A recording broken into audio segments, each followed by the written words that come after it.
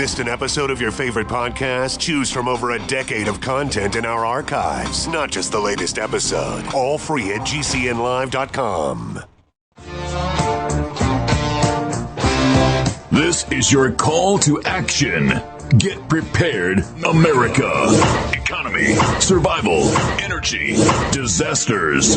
This is USAPrepares.com. Informative radio, educational radio. Interact now by emailing instructor@USAPrepares.com or text at 434-390-7953. Class, please take your seats. Now, your instructor, Vincent Finelli. Good morning, America. This is Rich Shealy from OffGridMontana.com, sitting in for Vincent Finelli today. Nate is engineering the broadcast, and the call-in number, in case anybody wants to chat, is 866-582-9933. That's 866-582-9933. And we're going to have a guest, Dr. Rick Miller, today. And we're going to talk about a bunch of things, some of the politics he's going through with Amazon.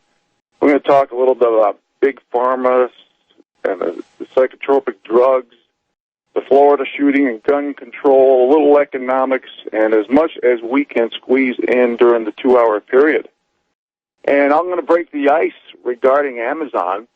And I've mentioned this over the air before, but when you write something that is based on truth and doesn't carry the official narrative, which is to manufacture perception, pity, guilt, and ideology, and if it obviously is not meant to distract them down and divide the American people by race, gender, sex, religion, ideology, etc., it's not going to be approved or sanctioned.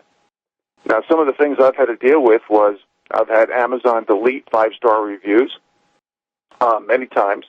I've had out-of-stock warnings from the censorship, surveillance, technocracy.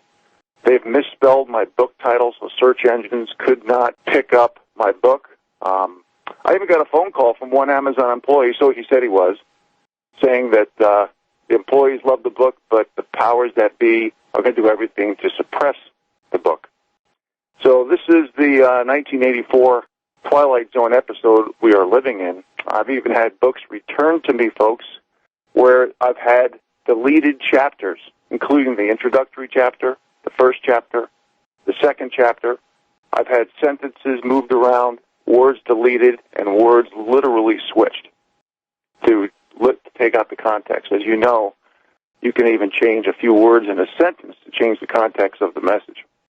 So this is the world that we're living in.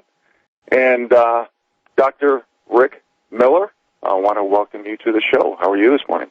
Good, thank you. I see you're off and running. Runners, take your marks. Get set? Let's go get them. Get them, buddy. All right, I just wanted to put that out there. So you tell me what you're dealing with Amazon right now. Oh, no, I don't even want to go there now. I mean, it's so bad that I'm not going to give up. I won't do it. And just last week, as a typical example, my girlfriend, who is possibly the sweetest person, she would never offend anyone. She's a first-grade school teacher. She knows how to be gentle and nice and all of that. She is talking to them, thinking they're going to do the right thing. And right off the top, she said, well, I don't think I'm communicating well with you because of your accent. May I speak to your supervisor, please? And that's the law is she has to do that. So she puts my girlfriend on hold. It is about 5 minutes later, another voice comes on, says, hi, this is Supervisor da-da-da. And Julie said, I think not. I'm a speech therapist, and this is the same person I was talking to. And it turns out the woman acknowledged it. We have it on record. We're recording everything now. The woman lied. Amazon lies. Amazon says, I'm a supervisor. I'm going to call you back within 24 hours. And 2 weeks later, I can't even remember what the guy's name was. He never called back, of course. They will say, are you satisfied with our explanation? We'll say no. And then they'll say, oh, answer salt, and the ticket is over. This is absolute lying. There is no accountability. And the worst part is, that's just Amazon. Now I have a website that will put my ISBN number in, and you will see all the different places where that title is being sold, including your book. And wait till you see how many bootlegs are going on in other places, not just Amazon Prime. It is so bad, I have stopped writing. I don't want to stop writing. This is my joy. And this is why today, later, I'm going to the governor's office and the attorney general for the state of Oregon, and I'm filing a suit with the state of Oregon on senior abuse. Now, I have no other ideas. I have another friend that has been listening to us that's talking about affidavit of truth, and inflating it with my time is worth $12,000 an hour, and I have now got more than 200 hours into this. This has been going on for me for more than 2.5 years. I am penniless to the point where I have to physically go back to work part-time to meet my Social Security incomes so that I can pay my rent. I'm lost. I'm not writing. Why write? Anything I write is not going to bring me any incomes. Do you know how many people are bootlegging power tools as a PDF? Mm-hmm. Yep. I don't want to give up. I'm not going to give up. But the more I dig, the worse it gets. And when I say that, it's like going through cheese. There's so many holes that there is, and this is America, where they are essentially destroying us from the inside out. Rick, I totally agree with you, because silence equals consent. You cannot give up. We have to be our own media, and that's one of the reasons why Vincent Finelli has this program, USAPrepares.com, and others like it on the Internet and AM and FM stations as well, is to give a voice to the little people who have no protection under the law. Because as you've heard me say many times, we have a different set of rules, laws, and accountability based on what group you are in. And if you're part of a certain agenda or deliver a message that's willing to destroy American culture, heritage, and tradition, they will welcome you over. But these powerful people like Amazon, Facebook, Microsoft, Apple, which is now basically owned by, and all of their technology is owned by China, Google, Alphabet. All these big companies, the FANGs, if you will, they're breaking monopoly, antitrust laws left and right. There's eight tech companies that control 80% of the tech gains in the NASDAQ market. It's all when Monsanto was purchased last month by Bayer. Now you have only 3 companies in the world producing 80% of the food, 80% of the insecticides, and controlling 80% of the seed. And I'm watching how this New World Order concept is taking over, inside out, with 38 different genders now. No wonder high school kids are confused. The whole thing's nuts. I have no problem with spousal abuse problems. I agree with those things. In the state of Oregon, this woman was being abused by her husband, beaten up all the time on a regular basis, that she, when he was sleeping on a couch, went up and blew his head off. And she walked in the state of Oregon. It was legal. They found no cause for calling it murder. Now, that happened 2 years ago here in the state of Oregon. This woman was let off because of this man's abuse to her, that when he was finally down and sleeping, she went up and killed him and walked. That is about where we're at today. It's getting to the point where you cannot rely on the structural forms of protection anymore. You're on your own, and our country is being eaten away on common values that we distinguished ourselves differently than Russia or China. And it's being done with intent. And it starts with our kids. And they're educating them so that they don't know any differently. Well, I certainly believe, Rick, since you've tweaked the topic a little bit, I'll just address what you just said. I believe in due process. And so I'm not a big fan of anybody taking the law into their own hands at any level, because both sides need to be heard, not just whatever side might be politically correct. Just like this, I have an article in front of me from Clemson University.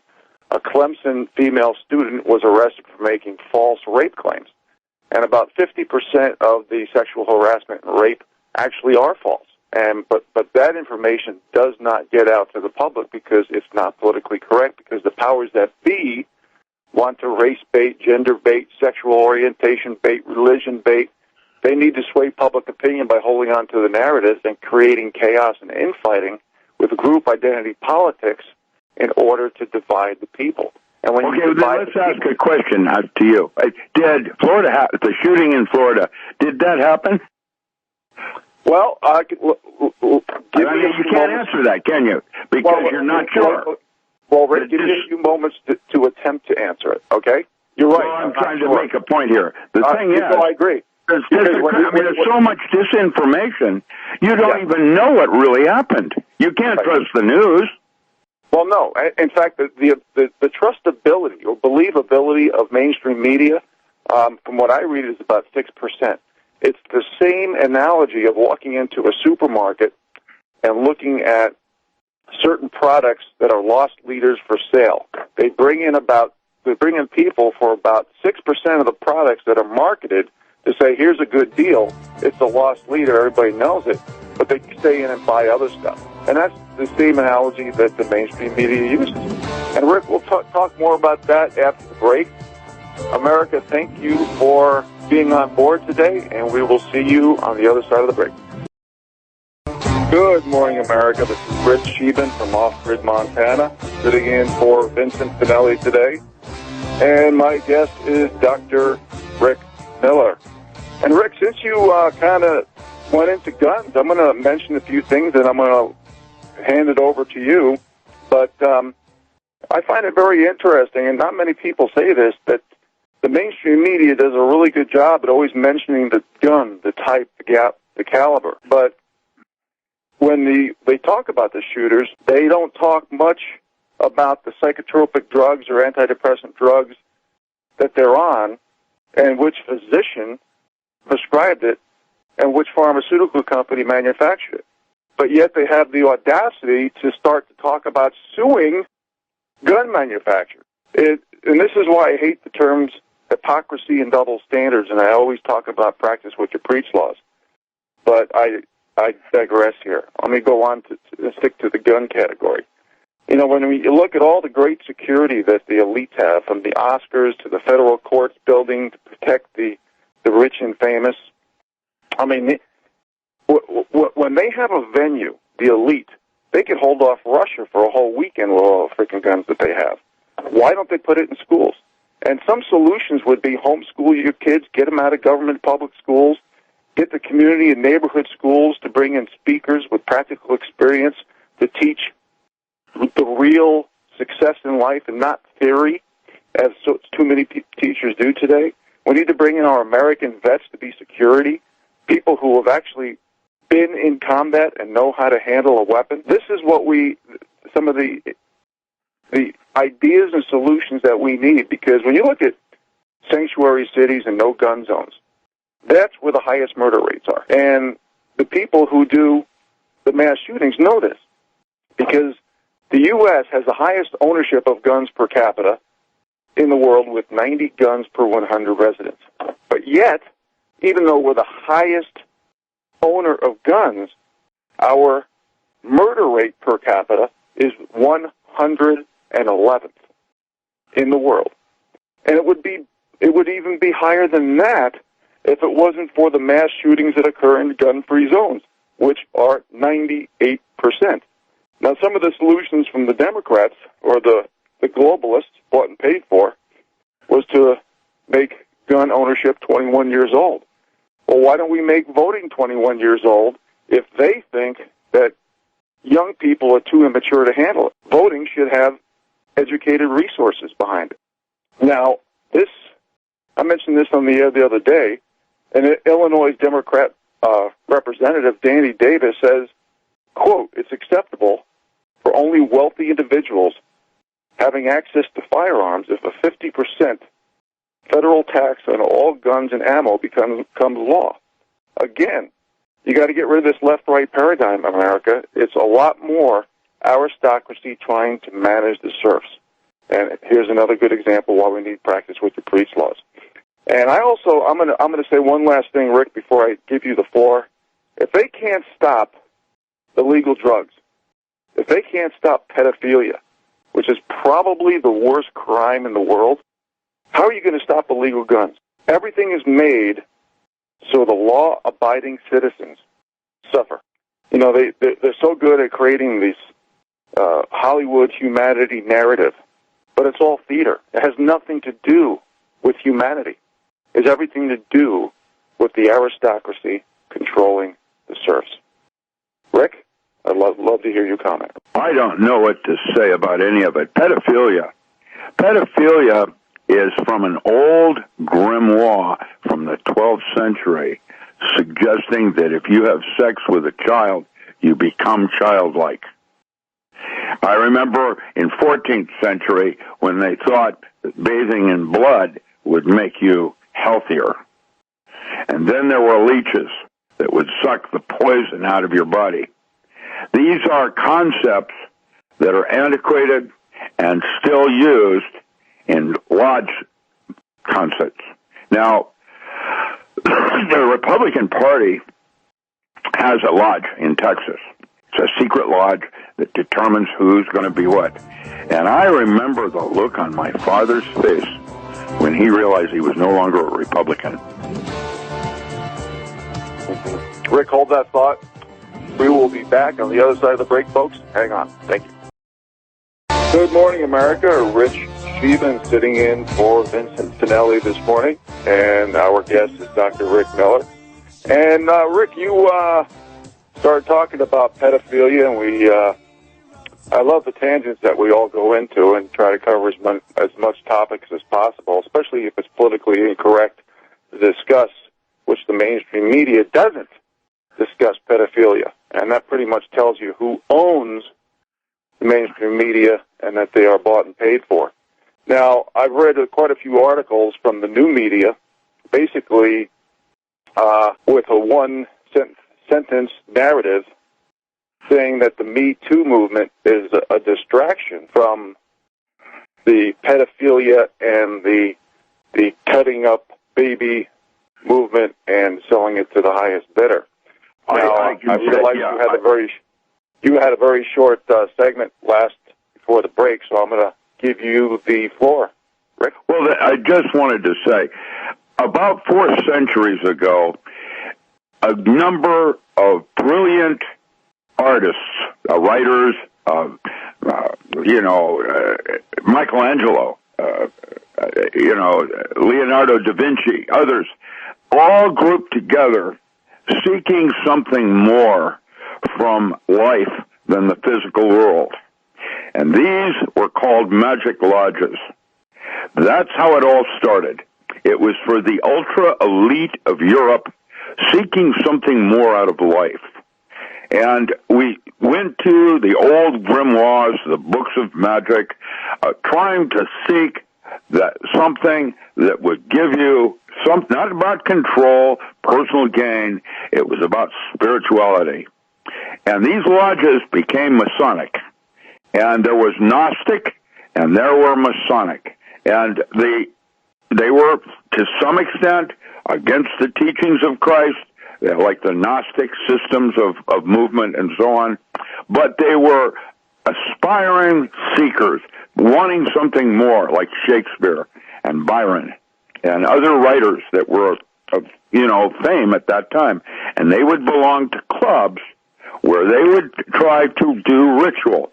Now, there's nothing wrong with ritual. Ritual is the celebration of myth. You do ritual every morning in your bathroom when you put toothpaste on your toothbrush.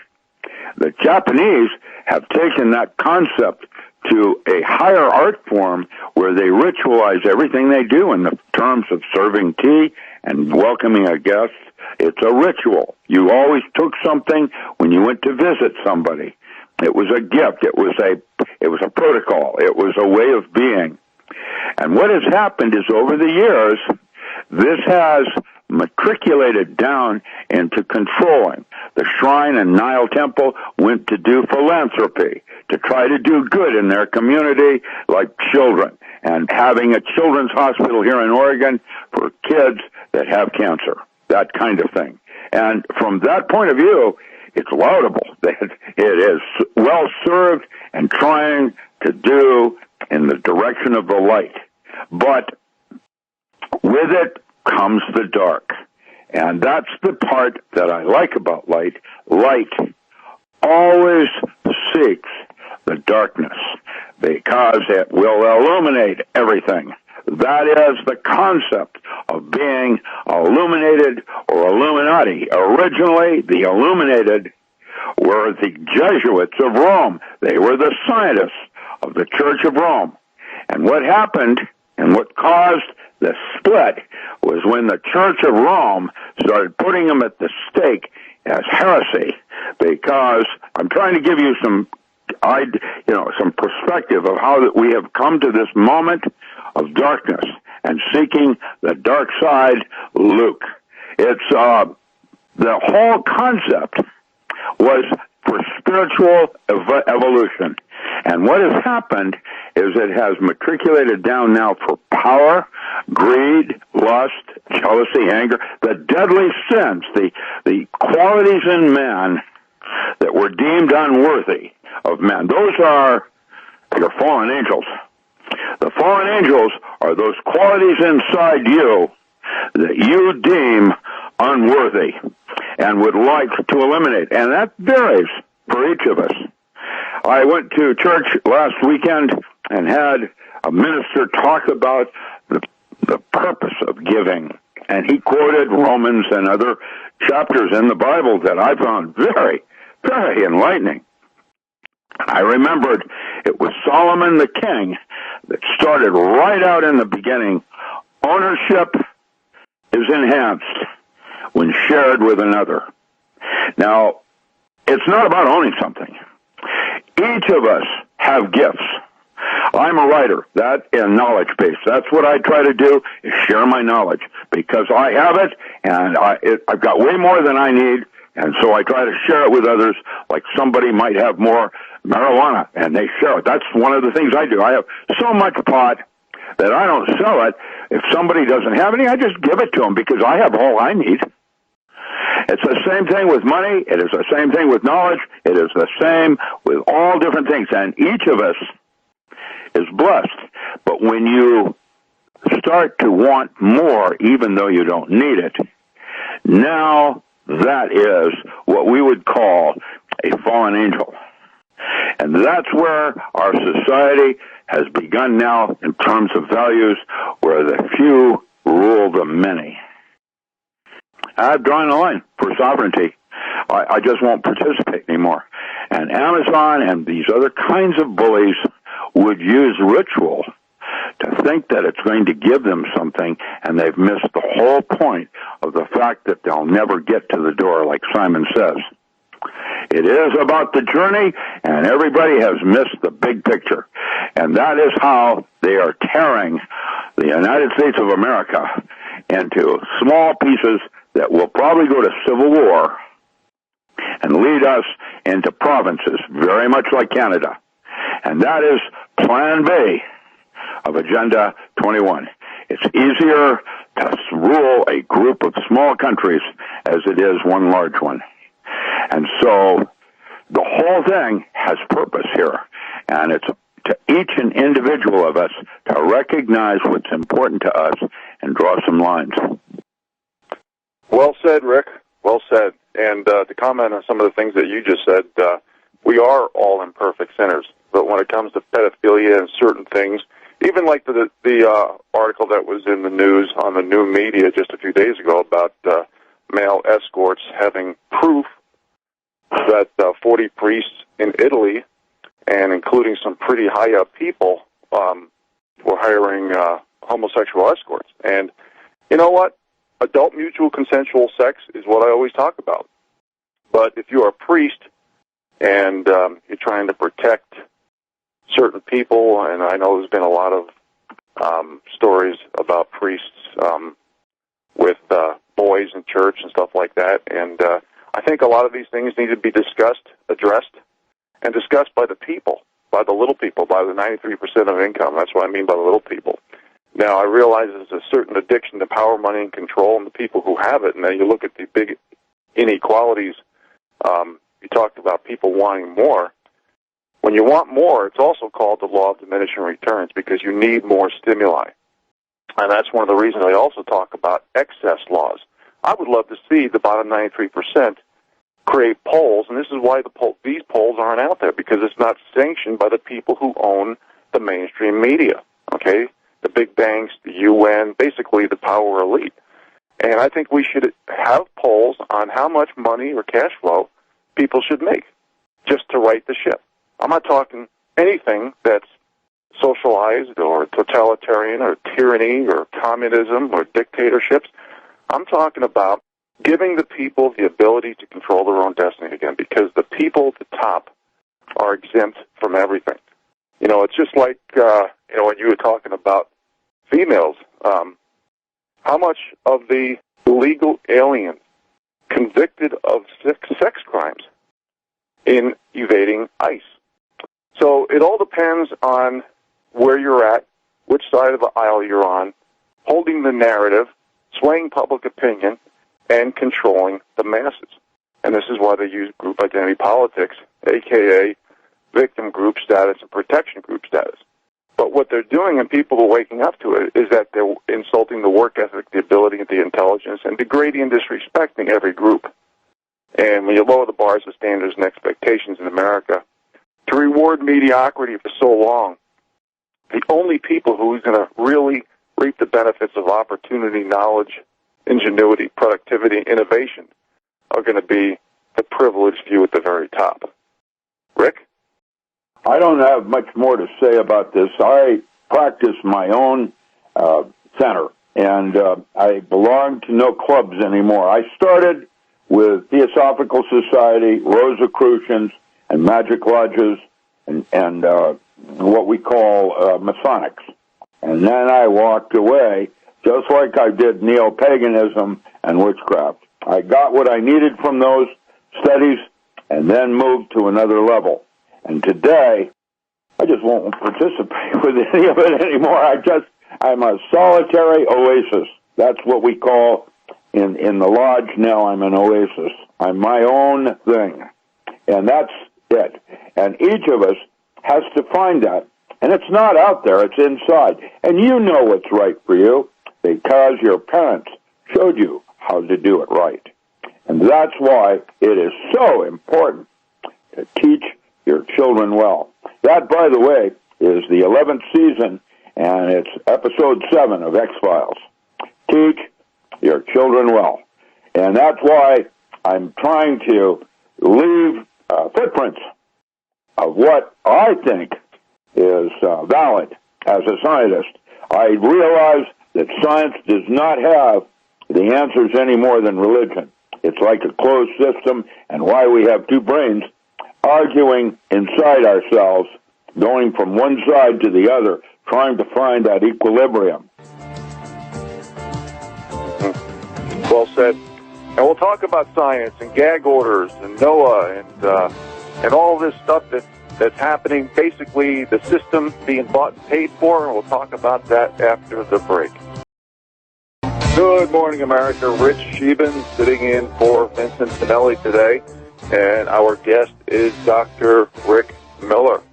And Rick, we talked about, you alluded to the fact that how science is getting harder to believe, especially if it comes from so-called mainstream media or quote-unquote official authorities, because it seems like a lot of people have been bought and paid for, including the climate scientologists. Oh, yeah. NOAA. I mean, it's gotten to the point where you don't believe anything that comes out of the powers that be anymore. And yeah, period. that's why this. Yeah, just like on the narcotics that you wanted to talk about in the pharmaceutical trade. You would have originally trusted what they had to say. And yet there's now media just this morning talking about the fact that opiates aren't any better than Tylenol for stopping pain. I believe it. And opioids are up 30% over on overdoses right now from last year. I believe that. Yeah, the argument of why. That's an interesting why. Well, I'll tell you why, because I think it's despair. Well, it's a simple thing. When the number one cause of death, Rick, when the number one cause of death for people 50 and under is drug overdose, that's a nation in despair. But that's because medicine is easy to write a script. I remember when my dad's surgeon would come to dinner on Thursday evenings, like they were personal friends.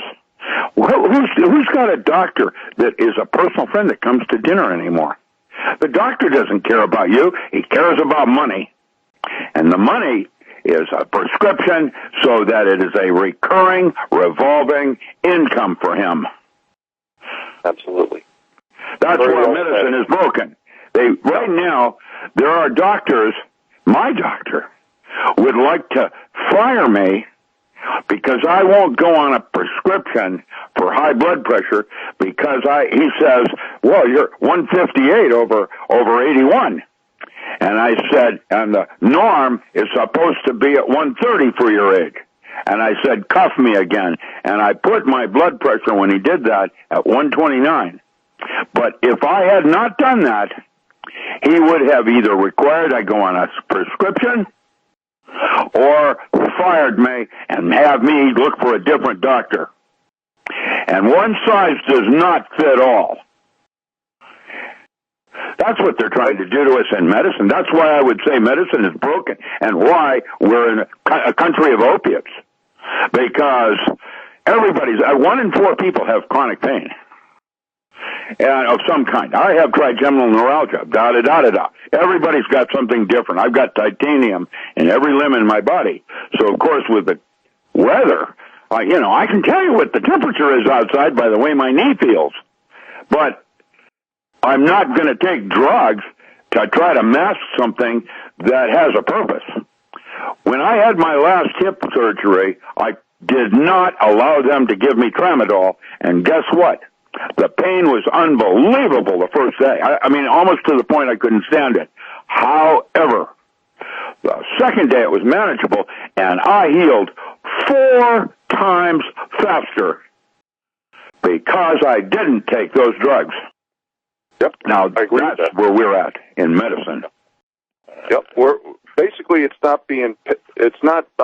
not paying for curing diseases. We're paying to manage symptoms. When I got diagnosed, for them to have a revolving door so they don't have to deal with you, you have to go in 4 times a year to get a prescription. Mm-hmm. Absolutely. And a lot of those prescriptions are deadly, and we're going to talk a little bit more about that after the break that's coming up shortly. But I'm going to give you one little quick story. They put me on Lyrica when I got diagnosed with nerve damage and spinal stenosis, and my spine and pains are pretty much in pain at 24/7. Different degrees depending on different things that I do. But I had to take myself off of it because I felt it was unethical to drive my car because of the lack of cognitive or the cognitive impairment that I had. I had a hard time speaking, listening, having a conversation, so I took myself off. Folks, we'll be back after the break. Thank you for listening. Good morning, America. Rich Eben here, sitting in for Vincent Finelli, having a hard time with my new phone. So please bear with me. My My guest today is Dr. Rick Miller, and we've been talking about Big Pharma. And I've said many times over the air how Big Pharma and physicians should be liable, but they're protected for whatever they write and the consequences to the people. And when you see all these ads for lawyers, you might think, well, look at all the lawyers who have ads on TV and billboards trying to go after Big Pharma. But what they're doing is they're basically saying, call me, the lawyers are, if you have any side effects, contraindications, or anything that is really bad. And then when they win the lawsuit, it's not one person getting millions of dollars. It's hundreds, if not thousands of people basically sharing a small piece of the pie where the lawyer gets a minimum of 1/3. And if you look at side effect and contraindications in the package insert, folks, it's about 100,000 times larger than the indications that's supposed to help the individual person. And I have a couple articles here. U.S. media blackout, Italian court rules vaccines cause autism. And there was a boy awarded compensation for vaccine-induced autism, but this did not hit the old media. I had to get this article from the new media. It was a GlaxoSmithKline product. And here's another article. The pharmaceutical giant GlaxoSmithKline accidentally releases 45 liters of concentrated live polio virus in the environment. This is in Belgium. Now, let's just use a little common sense and logic here. Okay, for us bottom 93% of income earners who's trying to survive, if we had a business, folks, and we did any of these things, do you think we'd be in business? Hell no. I mean, when it comes to psychotropic drugs, when it comes to vaccines, I remember reading an article about a year ago where MIT says by 2025, 1 in 2 kids could have autism, and in adults. Dementia is rising, Alzheimer's rising, cancer is rising. I remember reading a study where chickenpox, they were talking about not vaccinating because having chickenpox actually reduces brain cancer risks because it builds your immune system naturally. And look at all these whistleblowers that have come out of the CDC. In fact, I think there was a physician recently, a few weeks ago, that can't be found because he whistleblowed. And look at the HPV vaccine. I mean, look at the side effects. Guillain-Barré syndrome, paralysis of the lower limbs, vaccine-induced MS, swelling of the brain. I mean, the list goes on and on and on. So I think the little people doesn't have enough information because they don't have representation. And that's what we're trying to do at USA Prepares and the new media. Rick, your comments? I don't have anything more to say about pharmaceutical houses. I think everybody understands how I feel about that situation. It is why medicine is broken. It's not fixable. Well, if we could get people to build their own immune system, and that's easy. That part is easy. It's just getting the old guard to believe, because, in fact, placebo is not 10% of healing. It's more likely 80. Mm-hmm. What you believe is happening in your body is most likely what you're causing to have happen. And once you take responsibility for that thought, then you understand why all the saints in history have stressed the importance of controlling the mind through meditation, to quieting the mind and being able to hold it true so that you had control of yourself. Basically what you're saying, Dr. Rick Miller, is that attitude creates altitude, correct? Attitude is all there is. That's what makes one person distinctly different than another. It's about attitude. And have I got a statement I'd like to read to everybody right now. This is something I want. This is a statement. Attitude. The longer I live, the more I realize the impact of attitude on life. Attitude, to me, is more important than facts. It is more important than the past, than education, than money, then circumstances, then failure, then success, then what other people think or say or do. It is more important than appearance, giftedness, or skill. It will make or break a company, a church, a home. The remarkable thing is we have a chance every day regarding the attitude we all embrace for that day. We cannot change our past. We cannot change the fact that people will act in a certain way. We cannot change the inevitable. The only thing we can do is play on the one string we have, and that is attitude. I am convinced that life is 10% what happens to me, convinced that life, what happens to me, and 90% of how I react to it. And so it is with you. We are in charge of our attitudes. And that was Charles Swindelwell. And I have to say, that is the bottom line. The attitude you choose to hold when reacting to a situation. You have control, use it. That's what structures the water in your body. That's what structures and how psyche is brought into matter. That's Rick, that was so well said. That was so well said. I'm going to ask you, even I know you're a regular guest on USAPrepares.com with Vince Finelli. I'm going to ask you as a favor, you need to read that at least once every 2 weeks. Thank you. I promise to do that. No, it's in my bedroom wall. You know what the other one is there?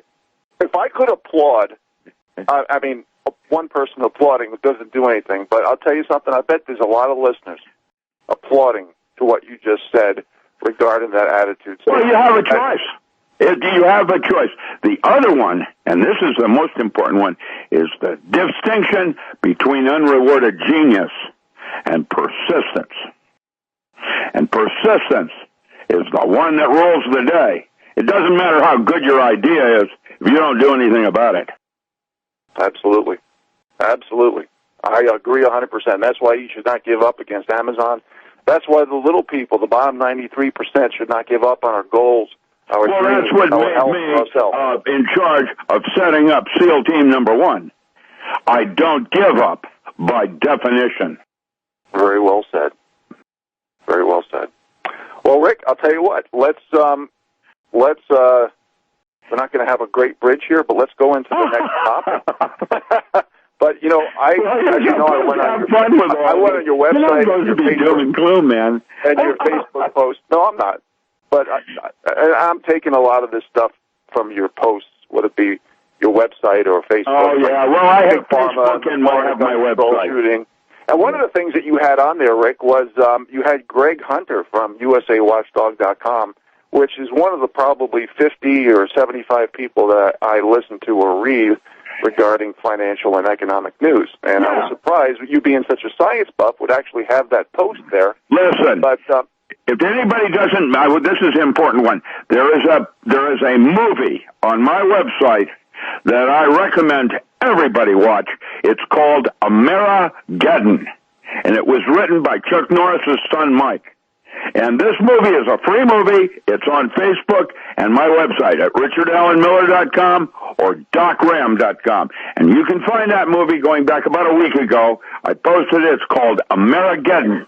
It's a wonderful movie about, how did Yoda put it? Oh, yeah. My gun you may have. After I give you my bullets, I will. Listen, if we surrender our rifles and pistols, that is the only reason America is still strong. It's house by house, and we surrender our guns, and we're done. Oh, and by the way, my father would have been on my tail for calling it a gun. It's a rifle, a shotgun, or a pistol. Just FYI. And if we give up any of our weapons for personal safety, that's crazy.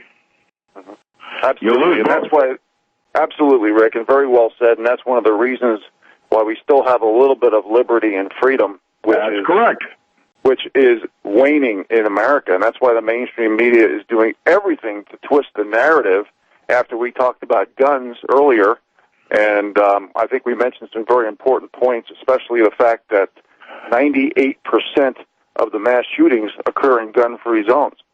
So, well, and imagine if you had some unemployed vets, specially trained, they're not creepy, on, with post-traumatic stress, at each entrance to a high school. How do you think that kid's going to get in then? And here's the problem I'm having with Las Vegas and now this Florida shooting. There are other videos to indicate there were other shooters. How does that work? And where is the media and the so-called Pentagon papers with the Washington Post doing the honorable and right thing of bringing the news to the public? What has happened to America? Well, people have sold out, Rick. And that's the mainstream media uses low information voters to give certain narratives, and the other type of person is the people who are willing to be bought and paid for and basically sell that particular narrative. Well, Bill Gates didn't earn his fortune; he stole it. Because I was in Seattle when Kirkland first started, and the concept of Microsoft. Now, I was there. I watched how it all happened. How does that work? Rick, hold that thought. We'll be back after the break, folks. Good morning, America. Rich Shealy sitting in for Vincent Finelli today. And we were talking about, I was going to go into a little bit of economics, but Rick took a little detour with guns. But I want to do a little exclamation point here on guns, because everybody always talks about Islam and all the things that they're doing in the Western world, and we need to take our guns because of them. And I mean, that's just one of the many narratives.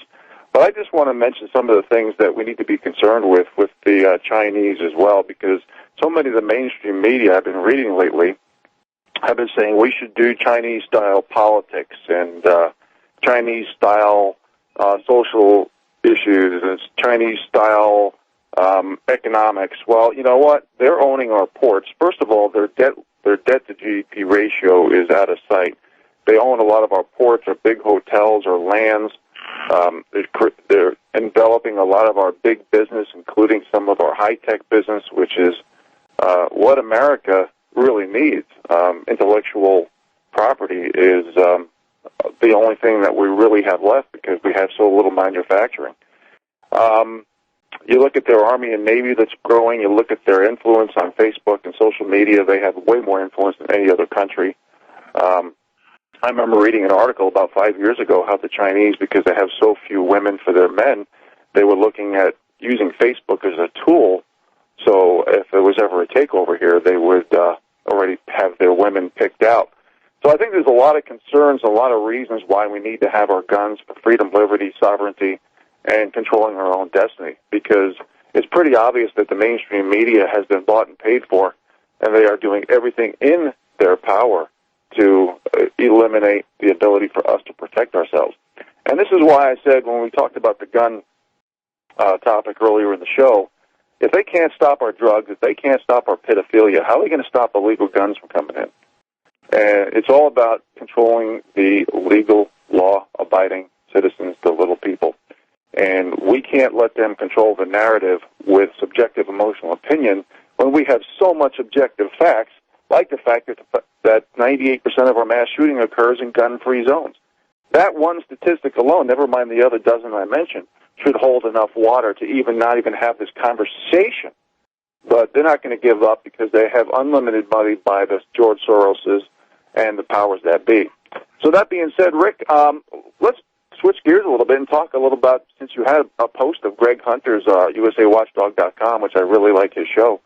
Let's talk a little bit about economics. This time, I always hear, but this time it's going to be different. And it is going to be different because now every book is cooked. We have a fascist economy where the big corporate oligarchies and big government have created an alliance, and they're protected by the court system and the mainstream media.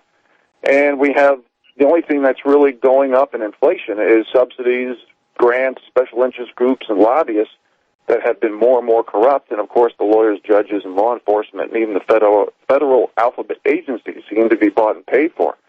So how does a person, you mentioned your socioeconomic situation earlier in the show, and I totally agree because options are definitely getting tougher and tougher when only 4 to 6% of people make their primary income from being self-employed. And this is one of the reasons that I try to, I talk about not being a follower and being a thinker, because a follower is going to take something that someone says and they're going to say, oh, I disagree with that. But a thinker is going to say, no, I agree with those 3 solutions and ideas. And when you talked about that little excerpt about attitude earlier, Rick, I think that was right on, because attitude does create altitude and options, especially for us little people who are not getting anything because we're so enveloped by political correctness, which has overtaken American exceptionalism, because hard work, effort, proven results, qualifications no longer matter compared to what group you're in. So when I read a lot of people on the new media, I read people who've been kicked out of NBC, who used to be like on USA Watchdog, Greg Hunter used to be on CNN. He makes it very clear what he thinks about them now. I try to read people who get the most negative comments underneath their articles, because these people have the guts to tell the truth. These people are not bought and paid for, and these are the people who are going to give the proper information regarding truth to the people so they can have a chance of controlling their own destiny. And, Rick, your comment, please. Well, I don't know how to respond to any of that. I just, I can't judge another person. I'm just going to go with my own gut on how I feel about things and hope that I'm right. Because if I'm not, that's how I grow and learn. After the break, folks. Good morning, America. Rich Shealy from OffGridMontana.com, sitting in for Vincent Finelli today. And, Rick, this is going to sound like I'm going to set you up for an economic question, and it's not. It's going to be a philosophical question after I'm done. But let me just set this up. I just fear that there's so much artificial manufacturing of inflation, debt, asset creation, credit implosion that could send us into the largest depression ever with all this money printing, QE, Operation Twist, whatever the heck they're going to call it. And they didn't even call it anything in 2017 because we had the highest amount of money printing, never mind other central banks besides ours buying our stocks and bonds. So we haven't achieved real growth. We've basically just been feathering the nest of the elite. And the big question is, to a lot of people, especially the bottom 93% of income earners, is will it destroy our currency value for the little guy, especially as we lose the potency of the world reserve status, a.k.a. the petrodollar? And my question is, I think what we should look at is doing things a little differently. Gary Cohen, basically the economic chief advisor to the White House, is gone. And what if we did this, Rick? Instead of, we have too many people at the top that has too much power. What if we created dream teams? Okay? Here would be my dream team for economic consulting for the White House and the country. Okay? And I read a lot of these guys, so I'm going to mention a few names. Mike Pinto, Gerald Salente, Max Kaiser, Lance Roberts, Catherine Austin Fitz, Peter Schiff, Greg Manarino, Paul Craig Roberts, David Stockman, and I could add more people to those lists. But what if we actually chose people who didn't represent the big banks, the central banks, Keynesian economics, and just stood for the little people and stood for principle based on the same rules, laws, and accountability? So from a philosophical standpoint, Dr. Rick Miller, what do you think about doing things of this nature, shaking things up, doing things differently to protect the little guy? So the big guy I can respond to that. Can't be bought and paid for. Rick? Yeah, I can respond to that. I formed, when I was teaching a class at Rogue Community College one year, I got a $50,000 grant. I took the class, and I said, this is how you write an agricultural grant. And I had the class do it with me, and guess what happened? We got the grant. Now what do? Do I take off and quit teaching and form, No. What I did is I formed a cooperative. And what the cooperative did was that every single person had to be general manager for 2 weeks. It was a 2 weeks rotation so that everyone in the there were 201 members, and each person, not me, ran the business for 2 weeks. And everybody owned equal share in the business as a cooperative, and the cooperative grew and had volume. And guess what happened next? What? You have no idea. It was wonderful. The thing grew and grew until Henry Barth, who was the 5th richest man in the world, wanted me to move to Yakima. He was going to double my salary because I was teaching a class at Rogue, and I was working part-time for John I. Haas. That's the big hop people where I was farming in 4 states, learning how to grow crops. Henry Barth went to the membership and offered each one of them $2,000 for their share so that I didn't have control of those toys. That's the processing plant as a PDF that many of you have seen in my agricultural thing. He did not want to have me have those toys because my concept would have taken over the urban spice trade industry in the world. Now, since recorded history, the country that controlled spice trade has always controlled world trade. And everybody thought that when Hong Kong was going to close down, it was going to move to Hamburg. And guess where it moved? To Vancouver, BC. That's where all your pharmaceutical houses are now. And I'm going to say something further. When I did this cooperative, it grew because each person had found their niche in what they did best in that cooperative. Some were better managers, some were better bankers, some were better labor running a sifter. That's why it was called the art of processing. It was an art form, like painters. And each of us discovered our blessings or skills. And that's how the cooperative shared in growth. Now, that was each person in that co-op. The way I structured the Southern Oregon Herb Gatherers Association was that everyone had to be general manager for 2 weeks. I did the same thing down in Trinity's. And when I left running that thing like that, what happened next is Mad River separated from Hayfork because they were one mountain over, and it fragmented back down into nothing again.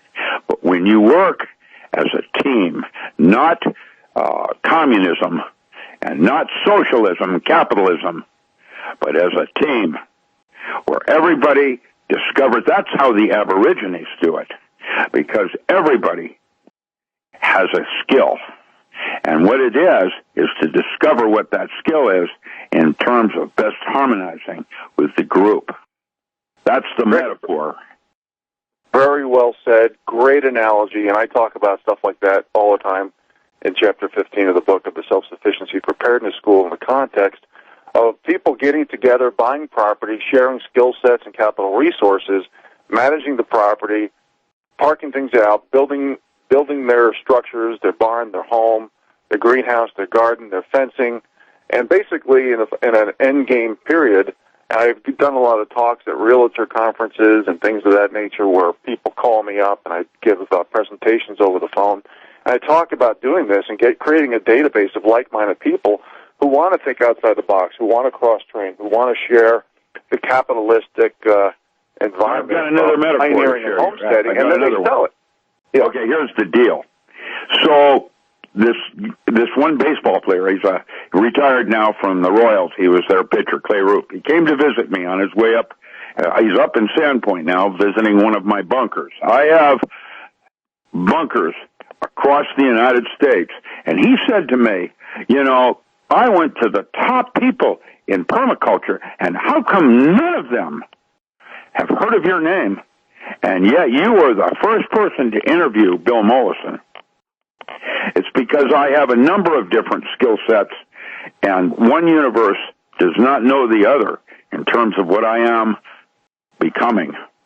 And I'm going to tell you, the permaculture has become a cult because Bill Mollison messed with his students. That means he went for the girl students, and it set up a stigma to the point where it fragmented that concept of permaculture. And so now you have a step holder here, and you have a da-da-da over there, and none of them have even done their homework in terms of who's really doing it. And that would be someone like, Conrad Richter, Richters of Canada, Johnny's, Selexi. I can run down the name of who was there first that set the concept that is now running a whole different concepts of permaculture and other kinds of forms of agriculture. But I was one of Chuck Walters' pallbearers, and Chuck Walters, in my opinion, is possibly the single most important man ever in American agriculture. And I would say this about American agriculture. Not today, but at one time, American agriculture was the best buy there was. Per dollar spent, you got more bang for your buck with American agriculture because the American farm was solid. And what's happening today, again, could happen again with attitude. And that guy that I quoted, what was his name? Chuck Swindoll. Swindoll was a minister.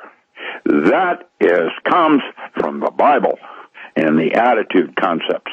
And I'm going to say further that America can be strong again if we bond together in our common values. All of us have difference. That's why we have maritime law. You should be captain and commander of your own piece of property, and it will be your neighbor that saves your life. Well, and I agree with that philosophy, Rick. I definitely feel that your book is so important. What you did, leaving an urban setting to understand how to be sovereign, living off the grid, to do your own wood consciousness, that is a movement that needs to happen now for each of us. Well, I agree, and this every man for themselves attitude has ruined our heritage, our tradition. Well, yeah, and the slick card game or the shell game, where's the P? And you shift it around, and and the P, of course, is alive and is moving along. Sleight of hand, laser-maned, the sleight of hand. We have been robbed of our heritage, and it's time to resurrect our Constitution back again like it was, including the Second Amendment. That's and this is why America we do these strong. shows. This is why we do these shows, buddy, because the little guy does not have a voice, and he absolutely does.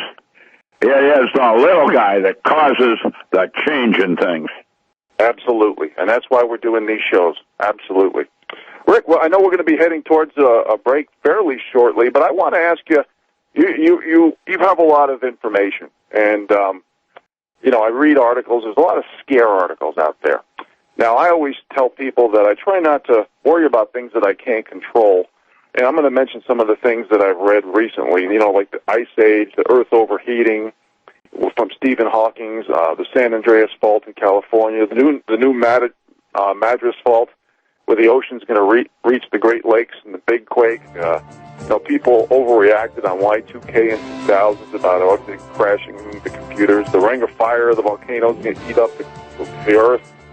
Yellowstone blowing up. Nibiru, Planet X destroying. Peak oil, world nuclear. The pandemic of Ebola. I want you to comment on what you feel about this stuff after the break, Rick. Good morning, America. Rich Sheben sitting in for Vincent Finelli today. He should be in tomorrow. This is our last segment, I believe, Rick, and I set you up with a philosophical question. Do you worry about things that you can't control, or do you try to take life one day at a time? The little death is fear. It is the first enemy of man, and everything that happens for a reason, and everything leads to something better.